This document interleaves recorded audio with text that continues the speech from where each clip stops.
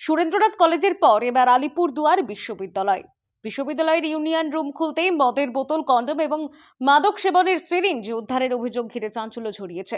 অভিযোগ, গত 4 মে নির্বাচনের ফল প্রকাশের পর এবিভিপির ছাত্ররা ইউনিয়ন রুমে পতাকা লাগিয়েছিল। তারপর থেকে সেখানে আর কেউ প্রবেশ করেনি। সোমবার নিজেদের পতাকা না দেখতে পেয়ে ছাত্ররা ইউনিয়ন রুম খোলার দাবি জানায়। অভিযোগ, উপাচার্য চাবি না দেওয়ায় তালা ভেঙে ভেতরে প্রবেশ করে তারা।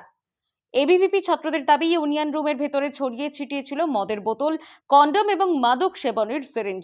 এমনকি ছাত্রদের উপস্থিতির রেজিস্টারও উদ্ধার করা হয়েছে। কারা এবং কোন ছাত্র নেতারা এই ঘটনার সঙ্গে জড়িত, তারা নিরপেক্ষ তদন্তের দাবি তুলেছেন। বাইট এই ঘটনার বিস্ময় প্রকাশ করলেও বিশ্ববিদ্যালয়ের উপাচার্য জানিয়েছেন, এখনো পর্যন্ত এই বিষয়ে কোনো লিখিত অভিযোগ জমা পড়েনি। লিখিত অভিযোগ পেলে প্রয়োজনীয় পদক্ষেপ করা হবে। হয়তো ছিঁড়ে ফেলা অনেক ছেঁড়া হয়েছে এখান দিয়ে। এটা অ্যাটেন্ডেন্সের কথা। কোন ডিপার্টমেন্টটা? ডিপার্টমেন্টের উল্লেখ নেই। সামনেটা দেখাবে, সামনেটা দেখিয়ে দে, সামনেটা একদম সামনেটা। তৃণমূল কংগ্রেস ছাত্র পরিষদের লেখা আছে এখানে। বিশ্ববিদ্যালয়ের ইউনিয়ন রুম থেকে আপত্তিকর সামগ্রী উদ্ধারের অভিযোগে সরগরম আলিপুরদুয়ার।